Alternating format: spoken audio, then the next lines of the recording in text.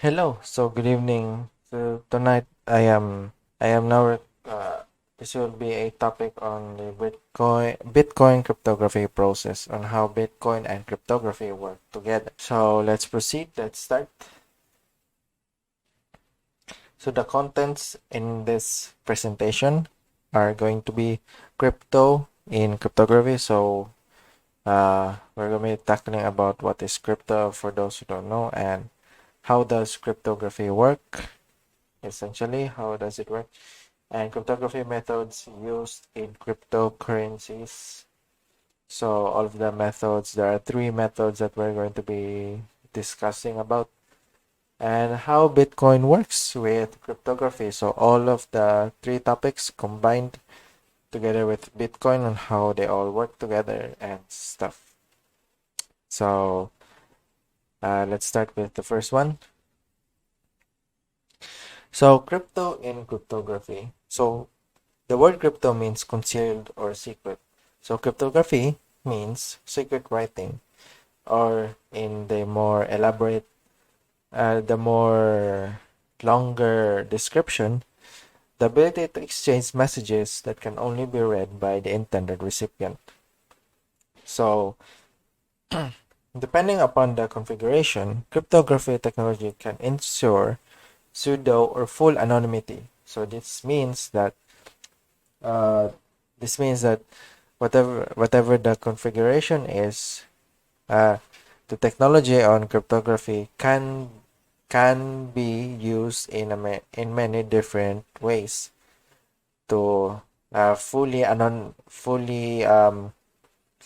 fully conceal you to the public in the internet space, in, well, as Facebook calls, in the metaverse or something like that. Okay. So in cryptography guarantees that the security of the transactions and the participants, independence of operations from a central authority, and protection from double spending. So since you observe here, crypto means considered secret.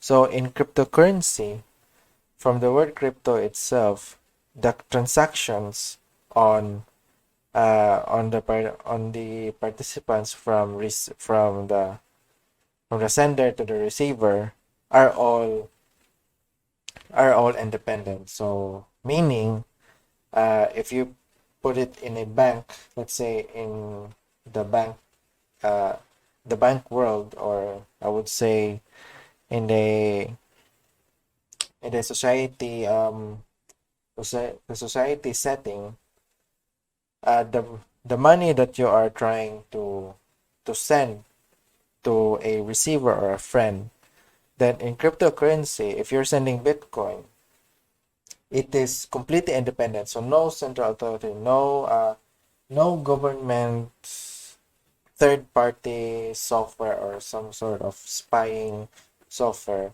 is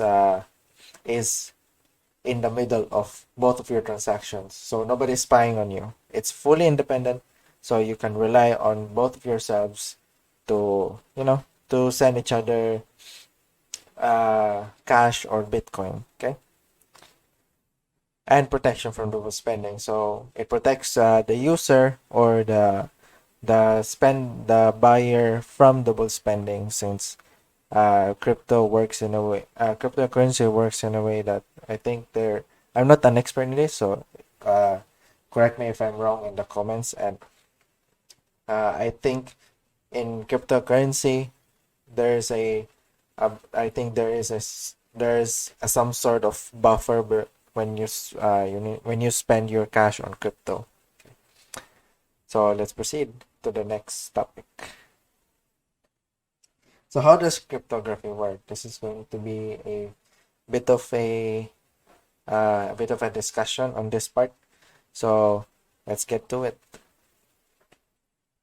So how does cryptography work?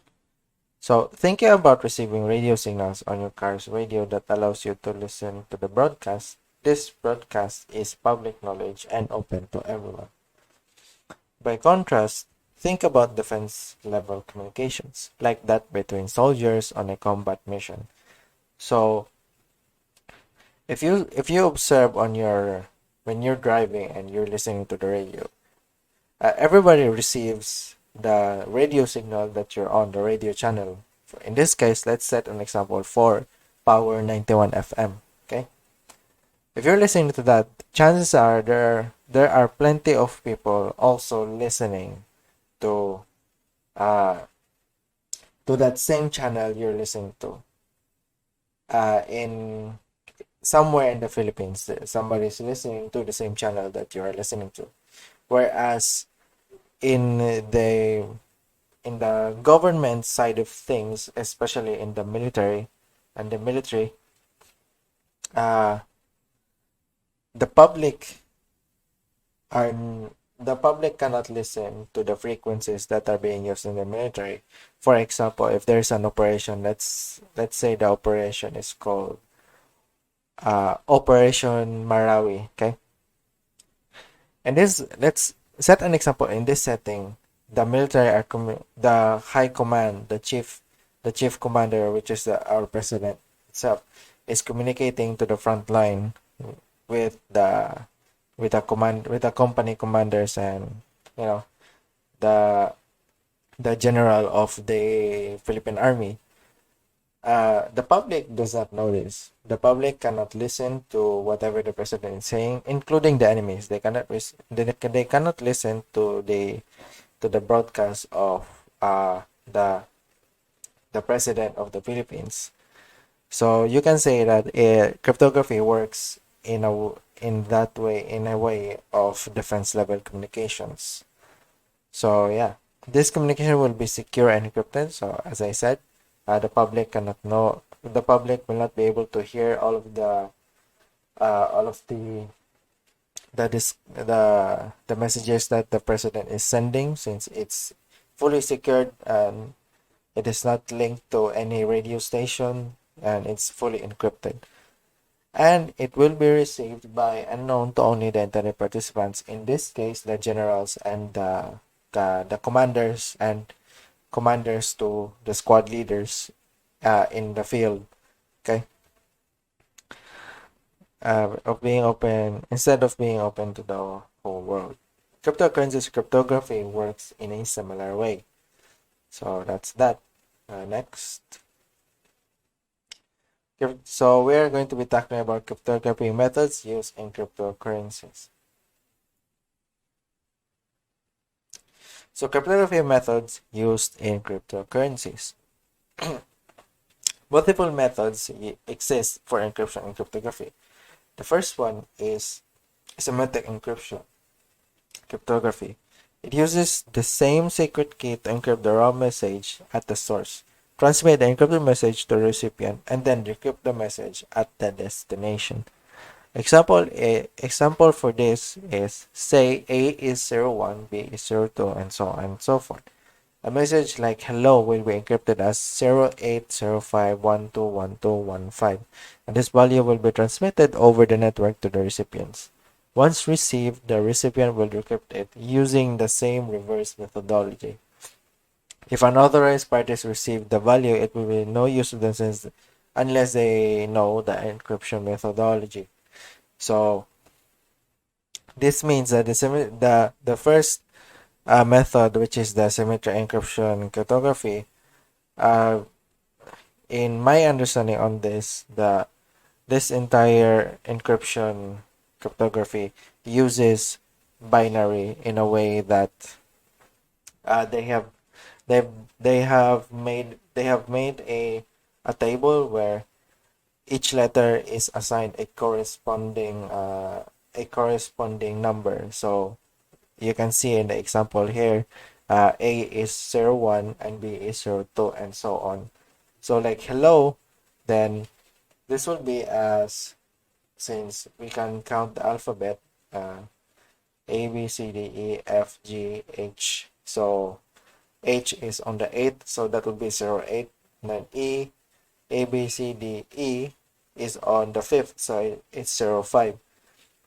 And L, A, B, C, D, E, F, G, H, I, J, K, L. So that's 12, so that's why it's 1, 2. And then again L 1 2, and then O is on the 15th O is the 15th letter on the alphabet, so that's why it's 15. And if this value is being sent over to your friend, let's say I'm going to say hello, I am Groot, and then the value will be something like a jumbled mess of numbers. Okay, if there's going to be a third party listening, a third party observing the traffic, and then they snatch this specific value, hello, I am Groot, and they've decided, they've seen that this entire sentence is encrypted, and unless they know the encryption methodology, which is asymmetric encryption cryptography, uh, the value that is being sent that is encrypted, which is hello, I am Groot, and encrypted as a jumbled mess of numbers, then it won't be any use of them unless they know that the encryption method that is being used on hello, I am Groot is symmetric encryption. Okay, so that's the simplest way that I can explain it. So let's move on. The second method is asymmetric encryption cryptography, which uses two different keys, public and private, to encrypt and decrypt data. The public key can be disseminated openly, like the address of the fund receiver, while the private key is known only to the owner. So what this means is, in the asymmetric encryption cryptography, this method, what this means is, the when you send the data, when you send like an encrypted data, or let's say in the crypto world, a Bitcoin which is validated, okay, when you send it to uh someone, you pay someone with Bitcoin, then they can validate it in a way that they have to use their public key, since the owner can only verify verify the Bitcoin with his private key. So that's the simplest way. That the simplest explanation that I can give. So as you can see, in this method, a person encrypt a message using the receiver's public. Oh, it's the other way around. Sorry. In this method, the person can encrypt. Sorry, it's the other way around. I was thinking about the next topic. Okay.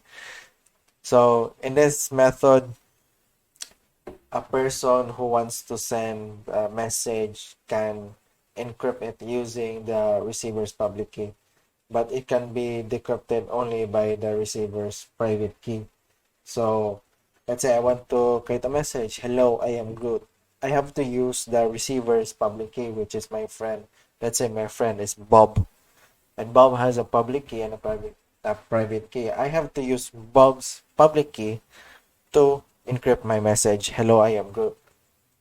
When he receives that message, he will use his private key to decrypt the message and reveal the message, hello, I am Groot. Okay, so that's the simplest way. Let's move on. Cryptography methods used in cryptocurrencies, number 3. So the third cryptography method is hashing, which is used to efficiently verify the integrity of data of transactions on the network. So before I proceed, let me explain what is hashing. So in the programming world, hashing is a function where there is an algorithm behind it, where whatever the person inputted in a field, let's say in a website, then that value that is being inputted in the field, when you click submit, it sends it over to a hashing function, which takes the word. Let's say the password is let's say a password is, let me think of a word, dragon. Okay, let's say the password is dragon. Now dragon won't be saved as dragon. Instead, it's going to be saved in a jumbled mess of your entire alphabet on the keyboard, including special characters from 1 to 0, and including the dots, the apostrophes, etc. Okay, so essentially it's going to be a jumbled mess of an abomination on your keyboard, is what hashing is, to explain it a bit more simpler. Okay, so that's how hashing works. So anyway, let's proceed. It maintains the structure of blockchain data, encodes people's account addresses, is an integral part of the process of encrypting transactions that occur between accounts, and makes block mining possible. Additionally, digital signatures complement these various cryptography processes by allowing genuine participants to prove their identities to the network. Okay, so hashing is used in the crypto world, like I mentioned before. Since in the programming world, hashing is a function that takes one text and jumbles it to a million, maybe a length of every single letter in the alphabet, and then 1, 2, 3, 4, 5, 6, 7, 8, 9, and some special characters from the numbers. Okay. Now in crypto, there's a topic next to this that we're going to be tackling about, and that is digital signatures. Okay, I think it's the topic next or the topic over. I can't remember. Okay. So yeah, that's hashing is also used in crypto. It makes block mining possible, since I'm not an expert in crypto, but in the crypto world, in cryptocurrency, I'm not an expert in that. I will, if I remember, by the end of this recording session, I will link a video about crypto in the description. Okay, so let's proceed. How Bitcoin works with cryptography. This topic is now getting interesting. So let's proceed. So the topics that are going to be covering in how Bitcoin works with what was it again? How Bitcoin works with cryptography are these topics here: encryption and Bitcoin, hash functions, hashing and Bitcoin, digital signatures, and Bitcoin. So let's begin. Encryption and Bitcoin. So the Bitcoin network and database itself does not use any encryption. As an open distributed database, the blockchain has no need to encrypt data. All data passed between Bitcoin and nodes is unencrypted on order now in order to allow total strangers to interact over the Bitcoin network. Okay, this is getting interesting. Okay, so the first part, let me just read everything to you guys before I explain, so we can understand it better. Okay, so however, some Bitcoin services require more security and privacy. In order to securely store private keys, most Bitcoin wallets encrypt their data using a variety of encryption schemes.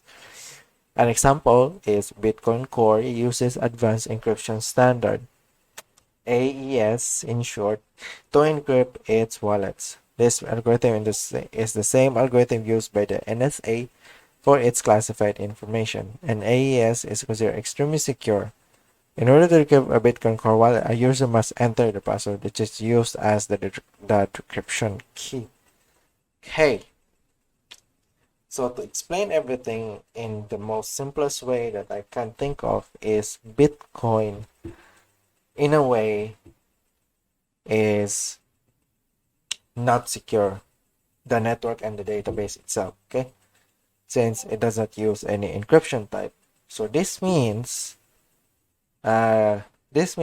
and I think what it means, is that the entire database itself is fully not secured, but the users inside the database is secured. Okay, we will get to that in a second in the next topic, since it will be explained there. So as an open database, there is no need to encrypt data, so All data passed between Bitcoin nodes is encrypted to allow total strangers to interact over the Bitcoin network.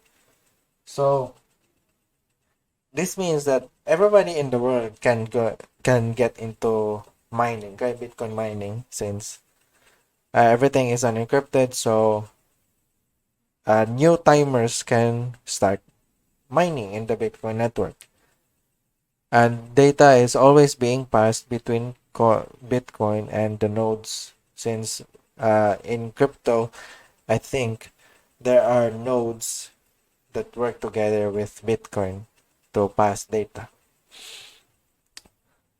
And however, some Bitcoin services require more security and privacy. In order to secure store private mode, requires encrypted data using a variety of encryption schemes. So the database itself has no encryption, but the wallets are encrypted itself. As always, they should be.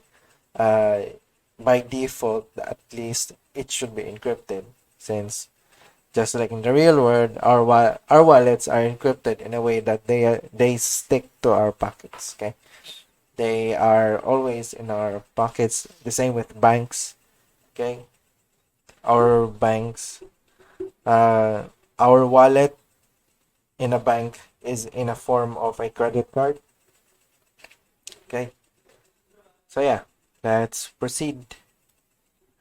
So hash functions. A cryptographic hash function is a mathematical function which takes any data as input and processes it with special characteristics. So I explained earlier what hash functions are. In crypto, in crypto, hash function is a mathematical function where, and it is the same as in the programming world. I think I said that earlier. If I did not, then comment below. Which takes any data processes with special character. So I think I said earlier that let the hello I am Groot, hello I am Groot, or let's say dragon, then dragon does not appear as dragon. Instead, what the third party sees is a jumbled mess of an abomination on your keyboard. Okay.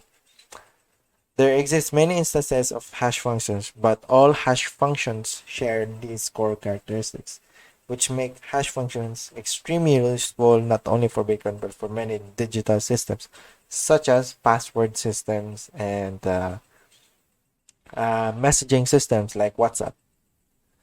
The output of a hash function is called a hash or a digest, and it is a large number usually represented as a string of letters and numbers in hexadecimal notation. And while the input to a hash function can vary infinitely, the output of a hash function is always of a certain length. The length of the output depends on the specific hash function used. For example, SHA or SHA-256, a member of the secure hashing algorithm family of hash functions, that is SHA, which means secure hashing algorithm family of functions, will invariably output 256 bits of data no matter how large or small the input is.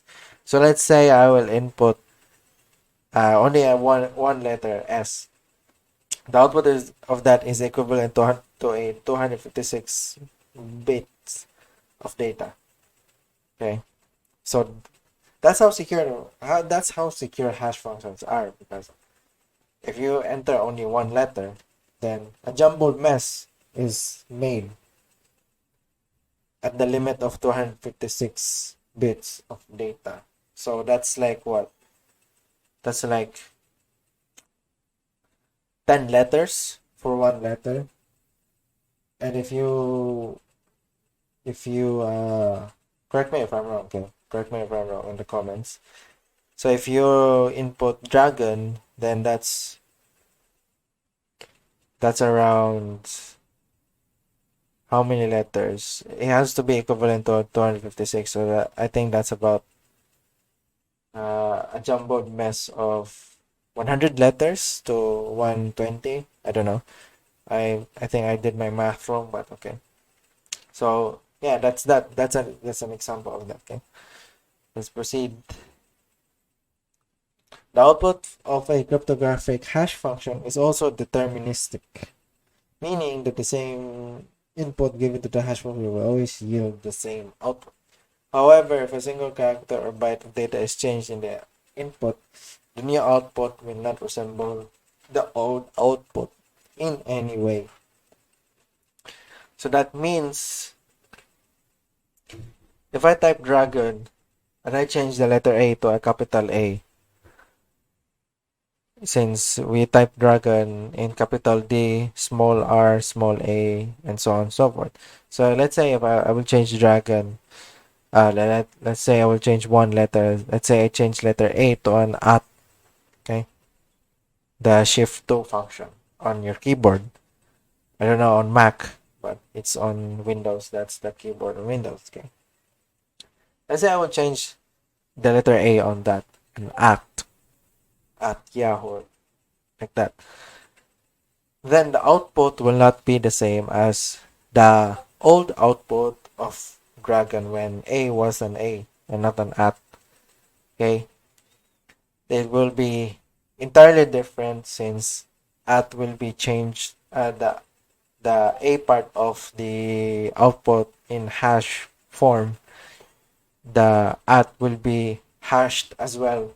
So hashed, since the special character at is already in the algorithm of a hash function, it will also be hashed even more, which means your password is totally secured from hackers, essentially.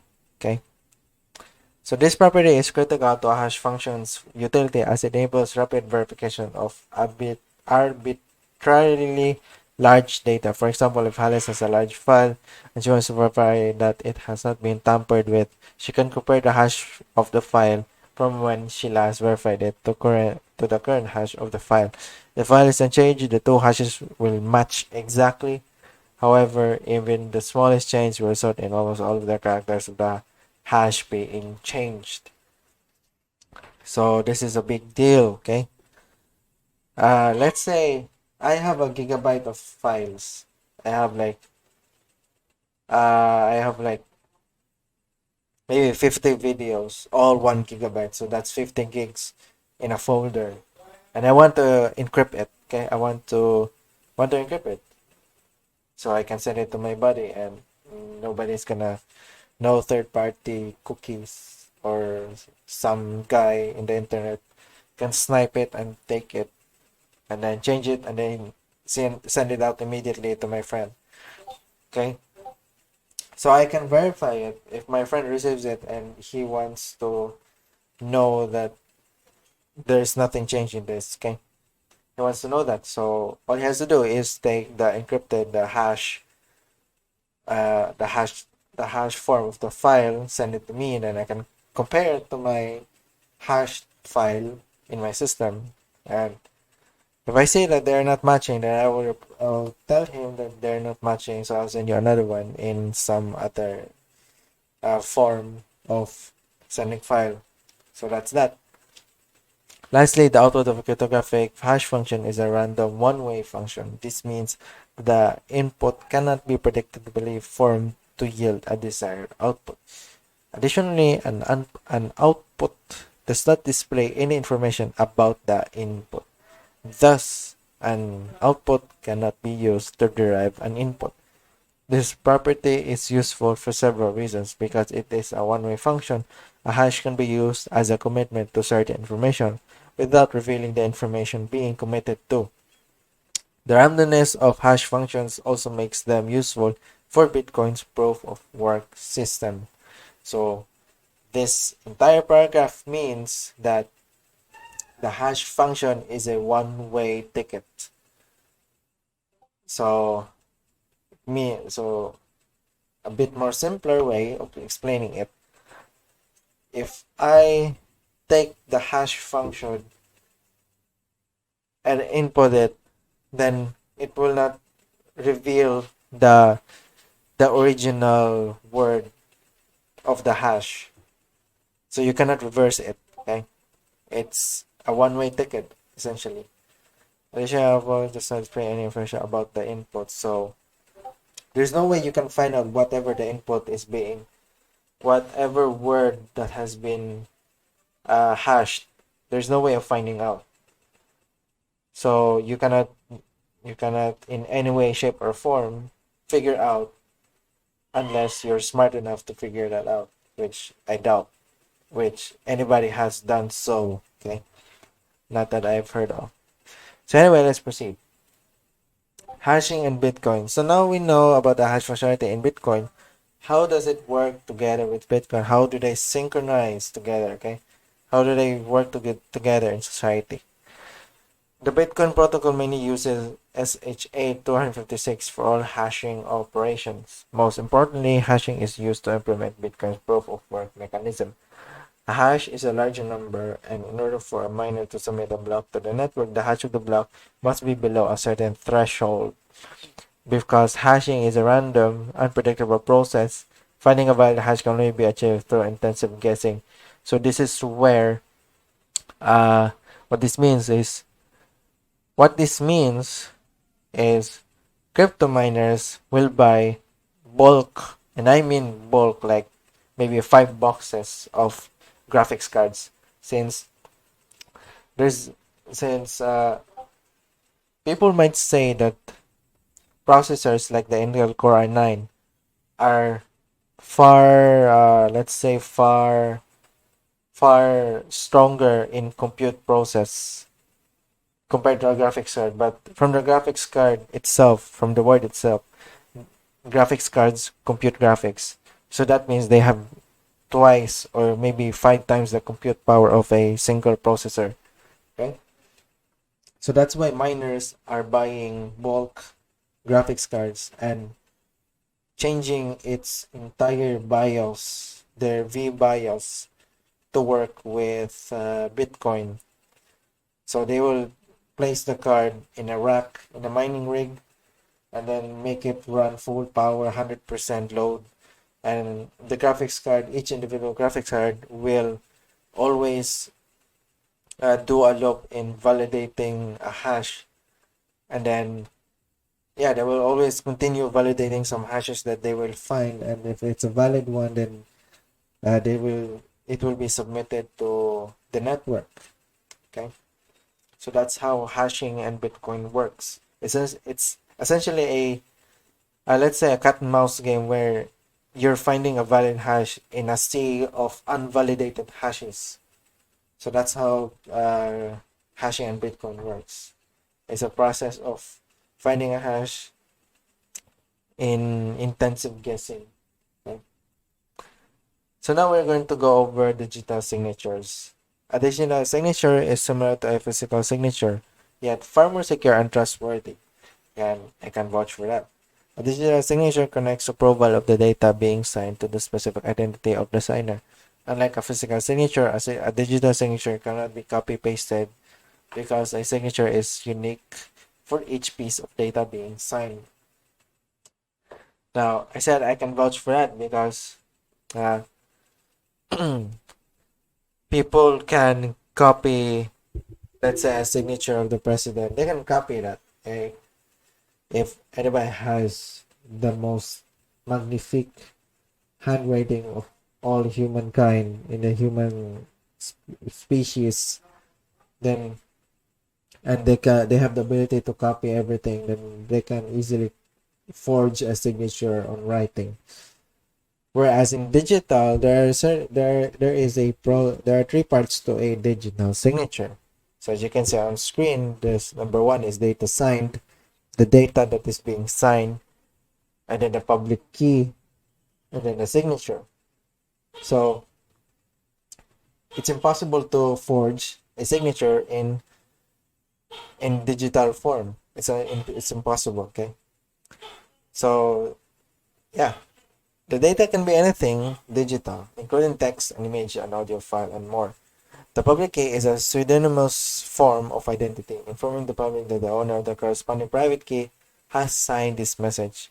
Lastly, the signature is mathematical proof that the owner of the public key and the corresponding private key signed the exact data provided. The magic here is that the private key is required to create a signature, but not required to verify it. Anyone can verify that the signature is valid using only the public key. the signature and the message. Furthermore, and the message. Furthermore, since the signature is generated using the hash of the data it is signing, excuse me, verifiers can be sure that the data provided is unaltered since it was signed. So this means, let's say I will have a game, okay?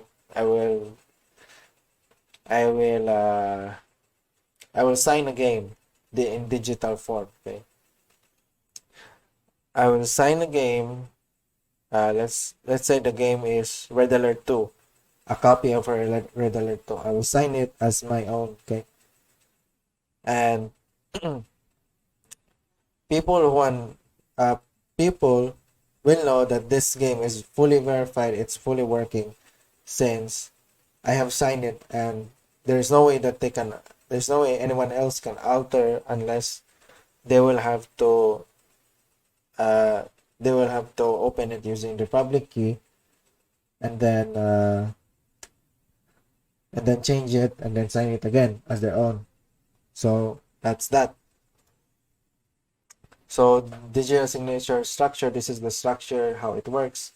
So you can see the private knowledge, which is, let's put the example, let's put in the setting where the private is me, the private knowledge is me. So this is my private key and my message. All of my message goes into the message hashing function, and the private key go with the public key, and the private key goes to the signature and also the message hash. The signature, it will be signed with the private key, and then for anyone who has a public key, they can verify the signature. Okay, that's that. That's how these three work together to signature verification. It's the simplest way I can explain it. Digital signatures and Bitcoin. So now that I explained how digital signatures work, let's see how it works with Bitcoin. Bitcoin implements a digital signature algorithm called ECDSA. If I remember after this recording, it will be in the description what that means, which is based on elliptic curve cryptography, while ECDSA allows private key to sign any type of message. Digital signatures are most frequently used to sign transactions and send Bitcoin. The Bitcoin protocol allows pieces of Bitcoin called UTXOs. Again, if I remember after this recording, the all of the terms will be in the description below, to be sent to a public key, such that only a valid signature from the corresponding private key can unlock it. This signature is published to the blockchain so that any member of the Bitcoin network can verify that the signature, the public key, and the message match. Thanks to this design, Bitcoin is a purely peer-to-peer system. A Bitcoin transaction can be sent from payer to payee without any third party taking custody of the funds. Although miners process each transaction, they are unable to produce valid signatures for other people's Bitcoin, thus unable to sell any Bitcoin. So let's break it down. So Bitcoin uses a digital structure algorithm called ECDSA, and I'll put it in the description of the terms that are being used here. And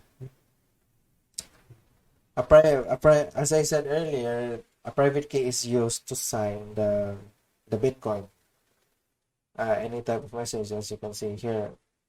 The signatures are most frequently used to send transactions and send Bitcoin.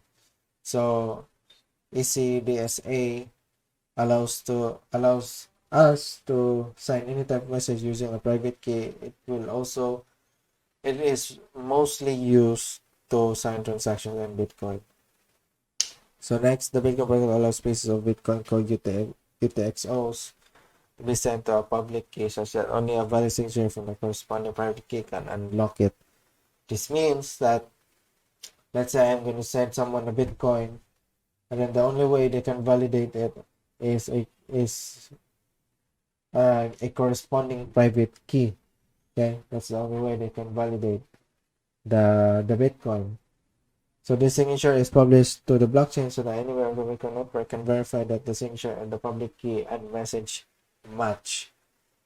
So everybody can see in the Bitcoin network that this specific coin is this this specific coin is what's the word?